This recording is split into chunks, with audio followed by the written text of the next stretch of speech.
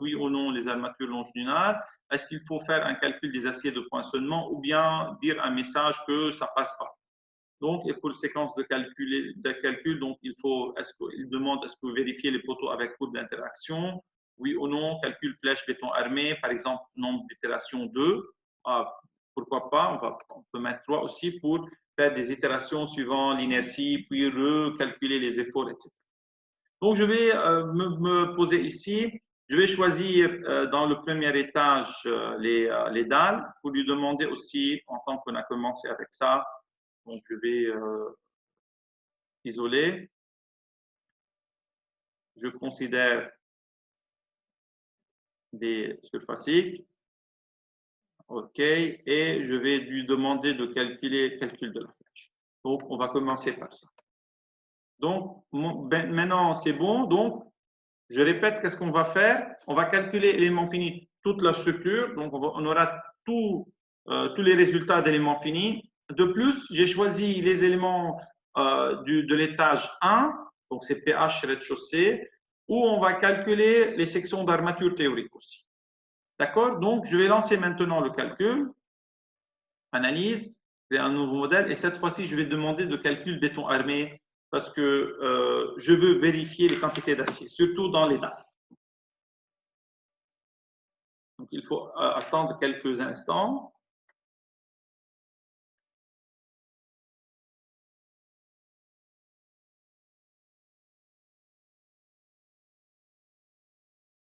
Donc, voilà, vous trouvez qu'il y a des erreurs, des avertissements. Bien sûr, je vous répète que là, les résultats de la première itération ne sont pas très corrects parce qu'on n'a pas choisi les aciers. Donc, il va se baser sur ces résultats pour dire que si les fissures passent ou non, mais en réalité, il faut, après qu'on fait ce premier calcul, il faut passer à choisir les diamètres, les espacements, et puis relancer le calcul pour vérifier, par exemple, les fissurations de nouveau. Donc, pour l'enrobage non réglementaire, c'est-à-dire, voilà, on a mis un enrobage qui n'est pas réglementaire suivant la classe d'exposition. Donc, aussi, c'est une erreur. Et il vous donne la référence en Eurocode, donc l'Eurocode 2.1.1, article 4.1. Donc, c'est fini. Il a bien fini le calcul. Donc, si vous regardez maintenant, donc il a un bon maillage, tout va bien. Donc, je vais tout d'abord ne pas afficher les nœuds. Je vais isoler le premier étage parce que c'est l'étage où je vais vérifier mon calcul. Donc, filtrer. Voilà, j'ai l'étage. Par exemple, si je choisis cette dalle ou bien le panneau intermédiaire, les deux panneaux, je vais choisir tous les dalles. Toutes les dalles. Donc voilà, c'est comme ça, on va dire. Voilà. D'accord. Donc, si vous regardez, maintenant, j'ai choisi les éléments filaires et les éléments surfaciques horizontaux. Donc, on parle des dalles et des poutres. Donc, on a les axes locaux. Donc, si je regarde maintenant ce panneau de dalles, on a X en rouge, vert qui est le Y et bleu Z, c'est-à-dire X, Y, Z. Donc, Z, c'est vertical. Maintenant, la quantité d'acier qu'il va nous donner, ça va être une quantité d'acier suivant les axes locaux. Mais comment lire cette quantité d'acier? Il faut regarder bien, il faut voir AX, c'est-à-dire c'est l'armature parallèle à l'axe des X local, AY parallèle à l'axe des Y local, et puis il y a un autre indice, c'est I ou S. Pourquoi? Parce que suivant X, on devra avoir un lit inférieur, un lit supérieur. Donc, comment Advanced Design nous donne ça? Il va nous dire AXI et AXS, AX inférieur, AX supérieur. Mais attention, inférieur et supérieur, ce n'est pas ce qu'on voit en nous. Inférieur, c'est-à-dire vers Z négatif, et supérieur vers Z positif. Parce que moi, je dessine de gauche à droite, de bas en haut, donc j'ai X, Y, Z.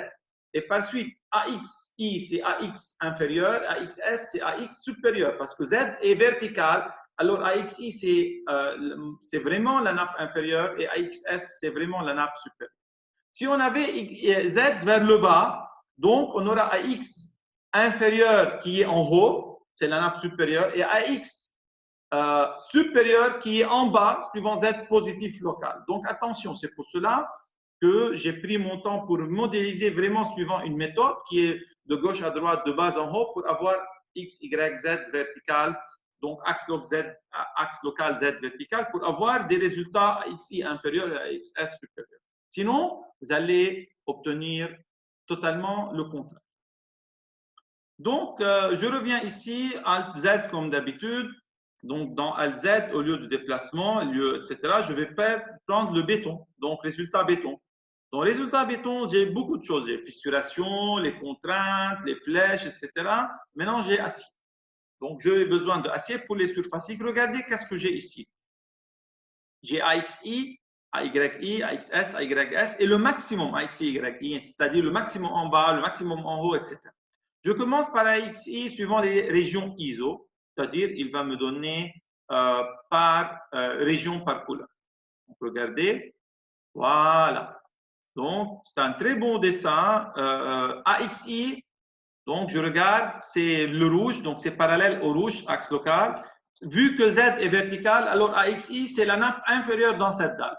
Cette nappe, où elle doit être maximale? En travée, bien sûr. Donc, c'est pour cela que vous avez 7 cm² ici, vous avez un peu moins ici, vous avez un peu moins ici, ça dépend des longueurs des travées, et vous avez presque nul sur les appuis, ce qui est totalement attendu parce que là-bas, il y a le moment négatif. Donc, c'est AXS qui doit être plus grand. Donc, voyons voir. Donc, AXS, donc regardez, AXS, c'est au contraire. On a des valeurs de AXS sur les appuis et presque nul en travée. Donc, c'est totalement attendu. Si je regarde AYI maintenant, donc c'est AYI, maintenant on parle des armatures, voilà, de cette direction en bas. Donc, voilà, les travées, donc 0 sur les appuis. Et AYS, ça va être au contraire, ça va être maximal sur les appuis, voilà, et presque nul en travée. Donc, vous regardez bien qu'on a vu les résultats. Maintenant, si on veut rentrer dans la section elle-même, donc AXI, par exemple, valeur moyenne, disons. Donc, AXI, valeur moyenne. Donc là, on va obtenir des valeurs moyennes. Regardez, par exemple, si je prends je vais maintenant prendre un seul panneau pour pouvoir lire les résultats. Donc, et de nouveau, je lui demande. Donc, voilà. Donc, dans cette travée AXI, donc l'armature inférieure, suivant X, c'est-à-dire parallèle à X, à l'axe rouge, axe X local, je vous rappelle. Donc, on a un maximum de 3,70 au milieu. Oh, voilà, on a un peu plus que là. Donc, 4, 4,5, voilà. Et on a 0 là. Donc, c'est totalement attendu. Donc, maintenant, je peux choisir. Disons, sont les valeurs que vous pouvez lire ici sont cm² par mètre linéaire. C'est-à-dire, si j'ai besoin, par exemple, de 4,5 cm², 4,53 cm², je peux mettre 4 HA12. Donc, voilà, 4 par 1,13, ça donne 4,52. C'est exactement 4 HA12. Voilà, on a 4,53, donc c'est mieux de mettre un peu plus. Donc, je vais voir si 5 HA10, c'est bon. 5 fois 0,785, non, ça ne marche pas. 5, 0,85, 7,85, c'est 3,9. Donc, je dois mettre 5 par 1,13, 5,65 HA12. Ou bien, bon, je mets une nappe HA12. Bien sûr, il faut vérifier qu'on ait plus que la section minimale qui dépend de l'épaisseur. Ou bien, je mets par exemple le 5 HA10. Donc, 5 HA10 donne 3,7 quelque chose, 7,9. Et j'ajoute, je mets en additionnel, donc ce qu'on appelle addition, j'ajoute une deuxième nappe d'armature, donc en bas, voilà, qui n'a pas la longueur de toute la V. Je fais ce qu'on appelle l'arrêt des barres. Donc, je peux mesurer ici. Par exemple, je sais la taille de c'est 0,6, presque la taille de la maille, donc ou bien je peux prendre dans accueil, donc je peux mesurer la distance d'une maille à une autre, voilà, pour voir donc combien mètres, et voilà, ça c'est 4 mètres, ça c'est je ne sais pas quoi, donc je peux choisir. Donc, comme ça, je choisis mes armatures. Donc, ça c'est pour les dalles, chers auditeurs et auditrices. Donc, voilà, maintenant on sait comment regarder et choisir les armatures. Bien sûr, dans les TD, on va rentrer en détail ou choisir une section et faire l'arrêt des balles. Il nous reste aussi à voir comment on peut trouver les armatures, par exemple, d'une poutre. Si je considère cette poutre qui est là, donc je fais Tab maintenant. Voilà. Première travée. Ah, dommage.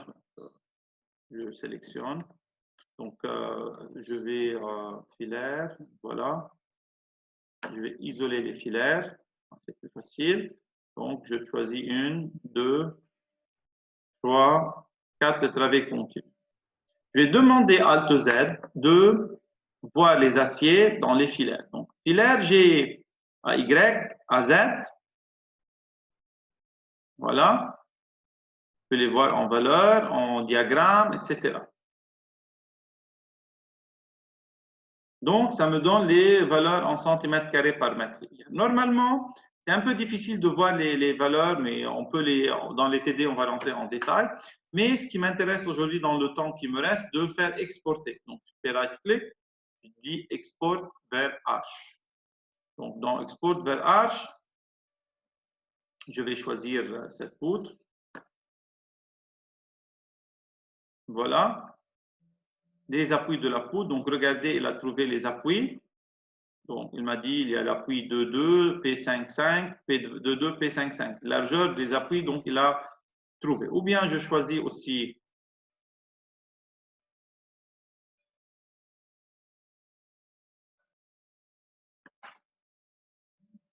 Voilà.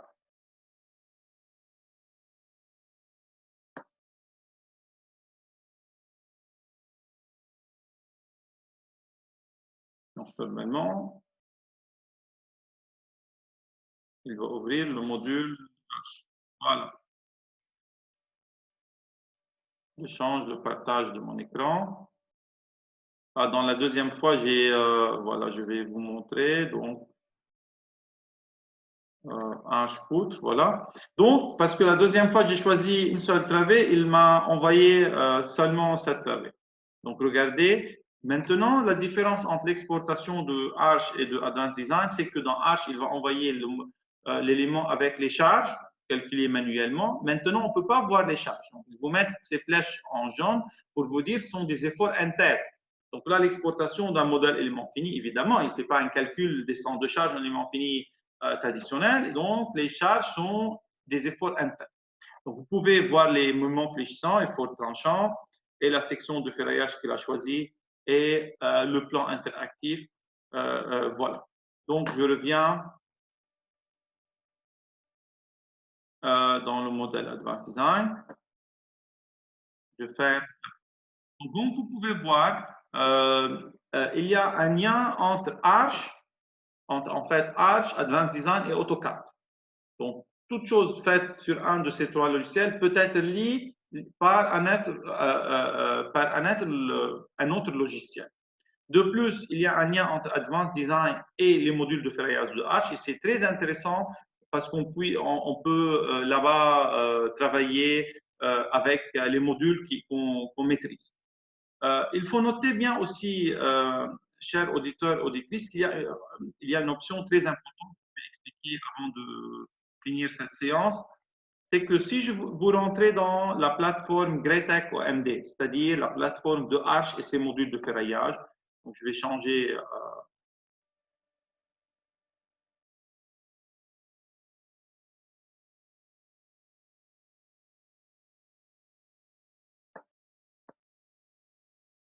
Voilà, j'attends qu'il ouvre. Moi, je vais vous partager la plateforme OMD. Donc, voilà.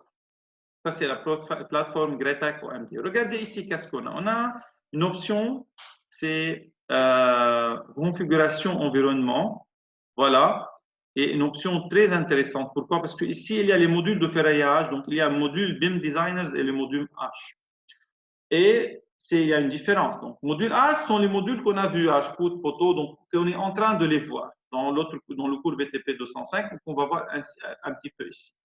Les modules BIM Designer sont les nouvelles générations de ces modules de calcul qui ne sont pas complets jusqu'à présent à mes connaissances, mais qui sont des modules de calcul et ils ont des liens avec la plateforme BIM, Building Information Modeling, c'est-à-dire avec Revit et cette famille de logiciels. Donc, je vous conseille même pour le présent moment de mettre module H, comme ça pour travailler, pour maîtriser les modules traditionnels de calcul. Et après, on verra avec les modules BIM Design. Donc, il faut mettre module Arch, OK? Donc, comme ça, lorsque vous faites export de Arch ou bien de Advanced Design, donc, ça va ouvrir avec les modules Archput et ArchDAL, etc. Donc, pas avec les BIM Designers. Donc, je reviens vers le modèle Advanced Design. Donc, ici, je répète, donc je vais afficher les dalles. Donc, je prends de nouveau l'étage 1, donc dans structure, étage 1, voilà. Je fais espace et filtrer. Donc, Alt A, c'est Zoom All. Regardez, je peux lui demander maintenant de me faire un béton, un calcul flèche béton armé. Donc, par exemple, flèche totale avec des valeurs. Ah bon, il n'a pas fait le calcul alors, donc pardon, j'ai fait ça pour les filaires et pour les filaires, je n'ai pas fait le calcul. Flèche totale en surfacique, valeur moyenne, voilà. Donc regardez bien, je vais lui demander de me donner ça en région ISO, comme ça vous pouvez les voir un peu mieux. Donc regardez la flèche ici en porte-à-faux, ici dans cette travée, c'est de l'ordre de 1,83 cm, c'est plus que 1 cm. Si je regarde pour la même dalle, la flèche, élément fini, donc déplacement, surfacique, déformé. Donc pour les cas, voilà, disons ELS, donc charge G plus Q. La flèche, c'était maximal de 0,59 cm sur le porte-à-faux et un peu 0,45 au milieu de cette travée. Donc on est passé à 1,83, donc on est multiplié par 2,5. C'est ça la conclusion que je vous ai averti, que la flèche à long terme, normalement, c'est de l'ordre de 2 à 3 fois plus que la flèche élastique en tenant compte du fluage et de la fissuration. Évidemment, chers auditeurs, le logiciel, il a fait maintenant des itérations, mais ce n'était pas suffisant. Pourquoi? Parce que pour la flèche béton armé, donc, on n'a pas précisé la quantité d'acier réel qu'on va mettre, parce que maintenant, il travaille sur une quantité théorique qu'on a vue. Mais je peux rentrer ici dans ce panneau et choisir, donc voilà, pour les hypothèses, choisir. Donc voilà, vous avez ici lancé le calcul expert, c'est-à-dire après que vous choisissez la section d'armature, donc vous pouvez lancer le calcul béton armé seulement. Il ne va pas reprendre le calcul élément fini, il va lancer le calcul béton armé pour mettre à jour les fissurations, flèches à long terme et sections d'armature. Donc il faut faire ça après qu'on voit les sections d'armature. Il faut choisir les sections réelles et les faire rentrer dans le logiciel. Donc, comme ça, lorsqu'on fait rentrer ces sections dans le logiciel, on fait une deuxième itération de calcul béton armé. Donc, comme ça, il va choisir, il va vous donner les bons résultats. Donc, dans la fois prochaine, on va voir comment on peut faire entrer les sections d'armature qu'on a choisies dans le logiciel et lancer le calcul de nouveau pour avoir des résultats plus précis. Je vous remercie de votre suivi et à la prochaine.